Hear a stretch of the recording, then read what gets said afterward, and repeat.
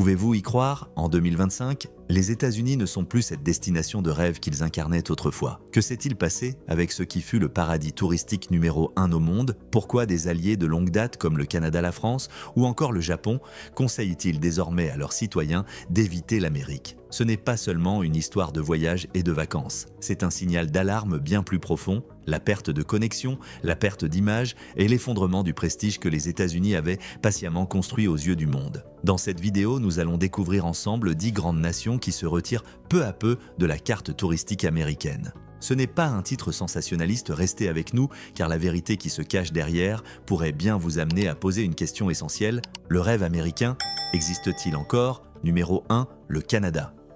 Ce ne sont pas des accusations bruyantes ni des déclarations officielles, mais simplement des billets d'avion qui ne s'achètent plus. Le Canada, le voisin le plus proche et le plus fidèle des États-Unis, s'éloigne dans un silence lourd. Non pas par colère, mais par déception, Tony Reanella, un entrepreneur spécialisé dans les voyages sportifs, emmenait chaque année des centaines de fans canadiens de baseball aux États-Unis pour soutenir les Blue Jays.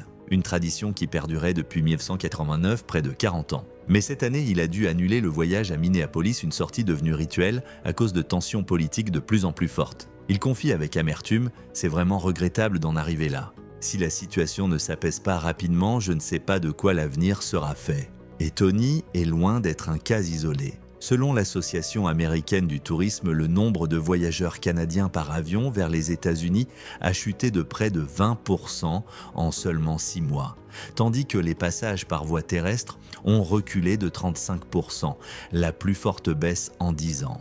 Dans le même temps, les données d'Airbnb Canada révèlent une hausse de plus de 27% des réservations à Lisbonne, Cancun et dans d'autres destinations. Les Canadiens déplacent progressivement leurs vacances d'hiver vers le Mexique, le Portugal ou l'Amérique du Sud, des options autrefois secondaires après la Floride ou la Californie. Tim McDonald, propriétaire d'Elite Sports Tour à Toronto, a dû réduire de 8 à 3 le nombre de voyages organisés pour assister à des matchs de baseball aux États-Unis. Il explique sans détour, depuis le retour de Donald Trump au pouvoir, les réservations se sont effondrées. L'intérêt a nettement diminué. Le retrait des touristes canadiens se fait en silence, mais le vide qu'il laisse est des criants, des chaises inoccupées, dans les cafés aux pancartes, chambres disponibles, dans les motels côtiers, autrefois complets toute l'année. Fred Kennedy, propriétaire d'un hôtel de 75 chambres à Old Orchard, dans le Maine, raconte que la clientèle canadienne francophone a été sa bouée de sauvetage pendant 25 ans. Aujourd'hui, entre les nouvelles taxes et les propos durs du président Trump, elle a disparu. Fred admet avec amertume, les clients écrivent qu'ils sont furieux, pas juste un peu contrariés, mais extrêmement en colère. Et ils ne reviendront pas. Cela signifie que de nombreux Américains âgés qui vivaient de la location saisonnière, de la vente de souvenirs, de la conduite de taxis ou des petites stations-service ont perdu leur principale source de revenus en hiver. Les villes côtières, autrefois animées par les rires, semblent désormais désertes comme un mardi de basse saison. La crainte n'est pas seulement financière, elle est aussi sociale. Les habitants habitués à retrouver leurs voisins d'hiver canadiens ressentent désormais un vide. Certaines villes comme Naples ou Fort Lauderdale ont dû lancer des programmes Welcome Back Snowbirds pour attirer de nouveau les visiteurs, réduction de longue durée, procédure d'entrée facilitée. Des plateformes comme AARP Travel Center, Silver Travel ou le Canadian American Tourism Council dressent même des listes de destinations accueillantes et sans tracas pour séduire les voyageurs seniors historiquement les plus fidèles. Et vous ? Avez-vous déjà vécu dans une communauté où les Canadiens venaient passer l'hiver? Avez-vous remarqué des changements ces dernières années? Partagez vos expériences en commentaire. Parfois, ce sont les petits récits personnels qui révèlent les grandes transformations. Et maintenant, tournons-nous vers le prochain pays, celui qui pendant longtemps a idéalisé l'Amérique à travers sa culture, son cinéma, sa mode, mais qui en 2025 porte un regard plus prudent que jamais. Numéro 2, la France. Il fut un temps où les Français lançaient avec fierté « J'ai à New York » comme si c'était l'incarnation d'un rêve. Mais en 2025, un phénomène étrange s'est produit, ils ne rêvent plus d'Amérique. Au contraire, certains craignent même d'être pris pour des Américains à l'étranger. Selon les chiffres du ministère de l'économie, le nombre de touristes français aux États-Unis a chuté de 12,2% en avril 2025 après une baisse de 8% le mois précédent. Les circuits classiques vers New York, Boston ou Chicago, autrefois des voyages rêvés, sont désormais annulés en série faute de demande suffisante. À Lyon, une femme de 33 ans avait économisé pendant des années pour réaliser son rêve, poser enfin le pied à New York, la capitale de l'inspiration. Mais elle a annulé son séjour, allant même jusqu'à retirer l'autocollant du drapeau américain de sa valise. Elle confie « Je ne déteste pas les États-Unis, mais je n'ai pas envie d'être perçue comme une Américaine dans certains endroits, cela me met mal à l'aise. Avant, je rêvais d'entendre les klaxons des taxis à Manhattan. Aujourd'hui, je veux juste trouver un peu de sérénité. » Cette absence entraîne une réaction en chaîne. Les guides francophones de New York ont dû changer de métier faute de clients. Les restaurants, boulangeries et musées qui accueillaient une clientèle française fidèle ont dû réduire leurs services, voire fermer leurs portes. New York, jadis une destination mythique, perd ainsi l'un de ses publics les plus loyaux et les plus dépensiers. Mais plus grave encore, l'Amérique perd un symbole dans l'imaginaire européen, celui de la romance. Car lorsque les Français si sensibles aux images, aux émotions et aux symboles cessent de rêver des États-Unis, c'est le monde entier qui peu à peu cesse d'en rêver aussi. Numéro 3, le Japon. Les Japonais n'ont pas l'habitude de manifester ou de protester bruyamment. Leur réponse, c'est souvent le silence. Mais en 2025, ce silence est devenu le message le plus clair, un refus de l'Amérique. Un ingénieur en technologie de 41 ans, invité à une conférence sur l'intelligence artificielle en Californie, avait tout en règle visa lettre d'invitation officielle. Pourtant, dès son arrivée à l'aéroport de Los Angeles, il avait été retenu 6 heures, c'est son passeport confisqué, son téléphone inspecté. Lorsqu'il a enfin pu entrer, il a immédiatement rebroussé chemin et pris un vol retour pour Tokyo. Il confiait amer « Je suis venu partager des idées en technologie, pas pour être traité comme un suspect. Si les États-Unis considèrent ainsi un ingénieur invité, alors peut-être qu'ils n'ont plus besoin de nous. » Et son histoire est loin d'être isolée. Selon l'Agence nationale du tourisme du Japon, les voyages de loisirs vers les États-Unis ont légèrement augmenté de 5% en avril 2025. Mais les voyages d'affaires, eux, ont chuté de 19% et les visas étudiants ont reculé de 14% par rapport à l'an dernier. Ironie du sort, ceux-là même qui voyaient autrefois l'Amérique comme une terre d'études de coopération et de développement hésitent désormais à franchir ses frontières. De plus en plus d'étudiants japonais choisissent l'Allemagne, le Canada ou Singapour plutôt que de risquer un visa américain. Les grandes entreprises technologiques du Japon déplacent également leurs conférences et forums vers l'Europe ou l'Asie du Sud-Est, des régions où elles estiment être accueillies avec davantage de respect. Le ministère japonais des Affaires étrangères est même allé jusqu'à relever son niveau d'alerte pour les voyageurs se rendant aux États-Unis, leur recommandant d'adopter la discrétion, rester modeste et faire preuve d'une transparence absolue. Une manière très japonaise de dire « soyez prudents ». Quand un pays aussi réservé que le Japon choisit de se retirer discrètement mais fermement, une question se pose, l'Amérique ne serait-elle pas en train de perdre ses partenaires les plus précieux, remplaçant la confiance par la suspicion? Quels murs invisibles découragent désormais les talents et les esprits de bonne volonté de frapper à la porte des États-Unis dans des villes technologiques comme Seattle ou Austin? Certaines entreprises américaines ont commencé à mettre en place des programmes d'accueil spécial pour leurs partenaires asiatiques, afin de restaurer la confiance après les incidents vécus dans les aéroports. Mais est-ce suffisant pour réparer les fractures dans le cœur des Japonais? Et avez-vous déjà travaillé ou étudié avec des collègues japonais? Avez-vous ressenti un changement dans leur regard sur l'Amérique ces dernières années? Partagez vos expériences en commentaire. Parfois, les histoires vécues révèlent bien plus que les chiffres. Numéro 4, l'Allemagne. Les Allemands ont longtemps cru qu'il suffisait de vivre correctement pour être respectés. Mais en Amérique, en 2025, cette conviction vacille dès qu'ils descendent de l'avion. D'après les chiffres de l'Office fédéral de la statistique, le nombre de touristes allemands aux États-Unis a chuté de 28% en mars 2025, la baisse la plus marquée parmi les pays européens. Et 68% des Allemands reconnaissent désormais avoir une perception négative d'un séjour aux États-Unis, principalement à cause des inquiétudes liées à la sécurité personnelle et aux obstacles à l'entrée sur le territoire. Pour beaucoup, l'Amérique n'incarne plus la liberté, mais plutôt un pays où l'on peut être scruté, suspecté, même sans avoir rien à se reprocher.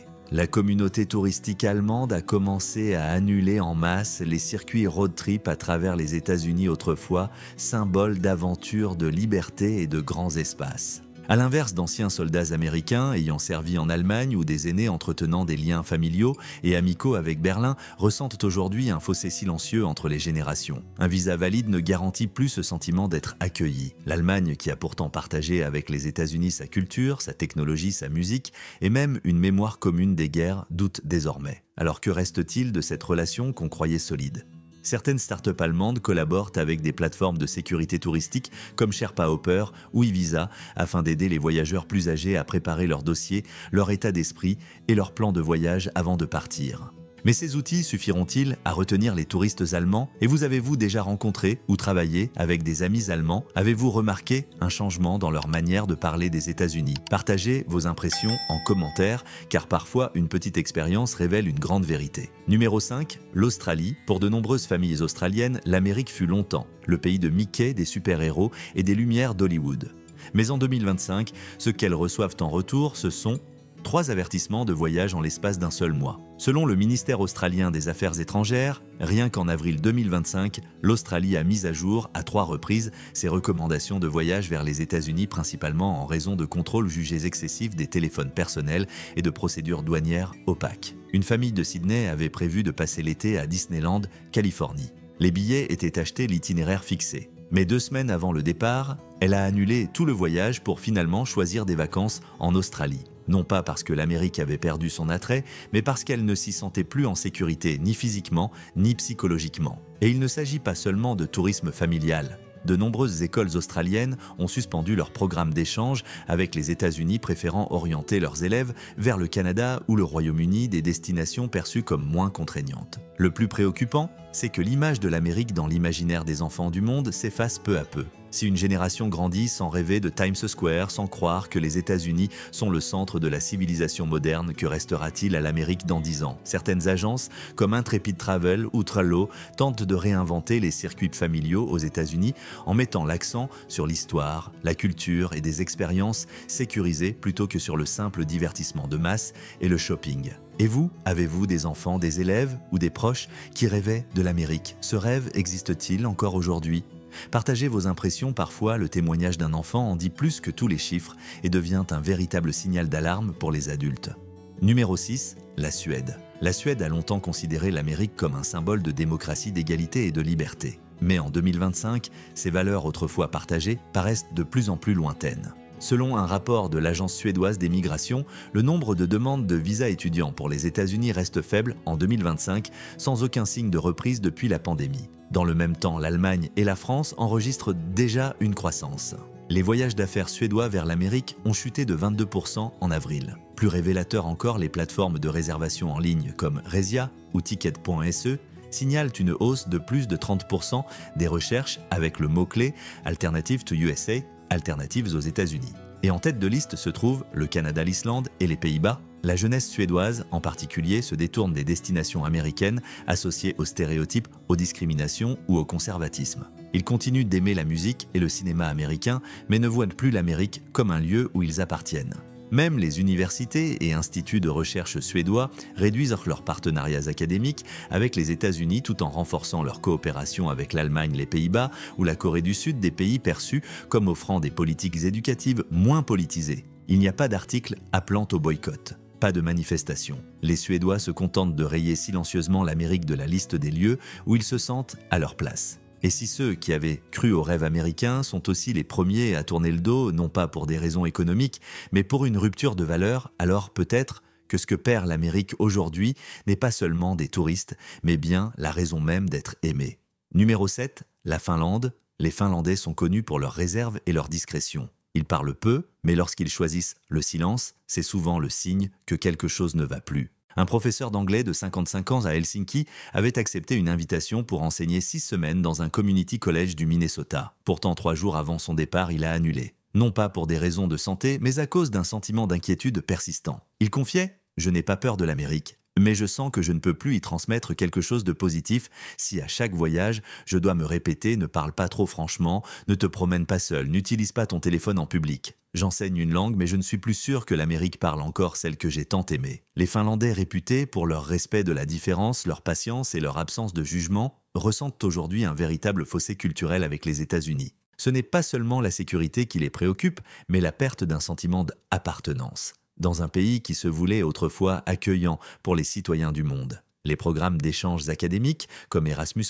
historiquement liés aux États-Unis, se tournent désormais vers l'Irlande, les Pays-Bas ou le Canada. Certaines entreprises finlandaises ont même suspendu l'envoi de jeunes employés en formation aux États-Unis, invoquant des inquiétudes liées à la vie privée et aux contrôles intrusifs dans les aéroports. Ce que l'Amérique perd en Finlande, ce n'est peut-être pas l'admiration, mais une forme de confiance silencieuse, bien plus difficile à regagner qu'avec n'importe quelle campagne de communication. Et si les Finlandais, l'un des peuples les plus heureux, les plus patients et les moins dans le jugement au monde, ne voient plus l'Amérique comme une terre qui leur correspond, n'est-ce pas le signe que les États-Unis ont perdu quelque chose de plus profond encore que des avantages économiques? Numéro 8, le Danemark. Pour le Danemark, allié, fidèle de longue date des États-Unis, il ne s'agit pas d'une rupture nette mais d'une gêne de plus en plus difficile à dissimuler. Selon le Bureau américain du tourisme et des voyages, le nombre de séjours de loisirs en provenance du Danemark vers les États-Unis a chuté de 34% en mars 2025, après une brève hausse en février. Les voyages d'affaires, eux, ont diminué de 29%. Quant aux étudiants danois, ils privilégient désormais le Canada et les Pays-Bas pour leurs programmes d'échanges internationaux. Sur les réseaux sociaux danois, des expressions comme America Free Shopping, Avoid USA 2025 ou encore Travel Green Not Guns circulent de plus en plus. Pas de campagne tapageuse, mais suffisamment pour refléter une évolution des mentalités. Les Danois, connus pour leur recherche de confort, leur franchise et leur convivialité, disent ressentir une tension inhabituelle en Amérique dès les contrôles aux frontières jusque dans les interactions du quotidien. Certaines organisations comme People to People International Friendship Tour ou Northern America Exchange tentent de bâtir des programmes d'échange véritablement bilatéraux, où Américains et Danois ne se contentent pas de visiter mais apprennent à se connaître à travers l'art, l'éducation et la vie communautaire. Le Danemark ne rejette pas l'Amérique. Le pays attend simplement un signe montrant qu'il est encore accueilli comme un véritable ami et non comme un visiteur sous surveillance. Et si un pays petit mais ferme et amical comme le Danemark en vient à sentir que les États-Unis ne lui sont plus proches, n'est-ce pas le signe que le problème ne réside pas seulement dans les politiques, mais aussi dans notre incapacité à écouter un vieil ami? Numéro 9. La Belgique. La Belgique a toujours été considérée comme la terre de la diplomatie, des organisations internationales et du pont culturel. Mais même ici, l'attrait pour l'Amérique s'effrite. Les programmes d'études et de stages aux États-Unis perdent de leur attrait. De plus en plus d'étudiants belges choisissent les Pays-Bas, l'Irlande ou le Canada. Les intellectuels et les classes moyennes qui nourrissaient autrefois une véritable passion pour la culture américaine perdent peu à peu leur enthousiasme. Non pas par hostilité, mais par lassitude. Au niveau communautaire, les structures intermédiaires comme les programmes de bourse belgo-américains, les salons du livre ou encore les colloques médicaux se raréfient. Les participants reconnaissent se sentir en décalage avec le climat politico-social américain, notamment sur les questions de sécurité, de liberté individuelle et de liberté d'expression. Certains centres culturels comme Fulbright, Belgium, EU, US Youth Dialogue ou encore Beaux-Arts Cultural Exchange s'efforcent de maintenir des liens à travers la musique, le cinéma ou l'art urbain des langages sans frontières. Mais il est évident que la ferveur n'est plus la même. Et quand un pays comme la Belgique, réputé pour son équilibre, sa patience et son respect, choisit à son tour de se retirer en silence, l'Amérique ne devrait-elle pas s'interroger? Qu'a-t-elle perdu pour que d'autres ne se sentent plus vraiment les bienvenus? Numéro 10, la Norvège.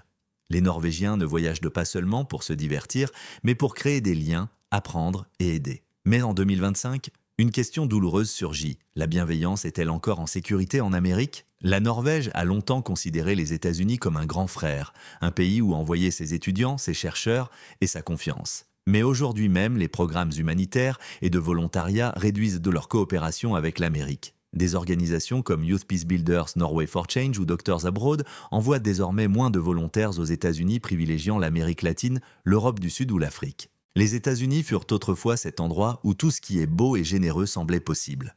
Mais aujourd'hui même, la bonté peut devenir suspecte prétexte à un contrôle intrusif dans un aéroport ou à un interrogatoire à la frontière. Quelques villes comme Portland, Minneapolis ou Boulder essaient de se forger une image de destination humanitaire sûre, où les volontaires internationaux peuvent agir en toute transparence et avec respect. Mais une question essentielle demeure, l'Amérique est-elle encore digne d'accueillir la bienveillance norvégienne? Car si un pays comme la Norvège, qui croit profondément en la force du bien, commence à douter, alors ce que perdent les États-Unis dépasse largement le tourisme, c'est la confiance même dans leur dimension humaine. Et si vous souhaitez continuer à explorer avec nous les vérités qui se cachent derrière des nouvelles en apparence ordinaires, n'oubliez pas d'aimer la vidéo, de vous abonner et d'activer la cloche pour ne rien manquer des prochaines histoires. Tout le contenu présenté ici est basé sur des rapports commerciaux, des données publiques et des documents officiels disponibles jusqu'en août 2025. Cette vidéo n'a pas de but politique, n'attaque ni personne ni aucune organisation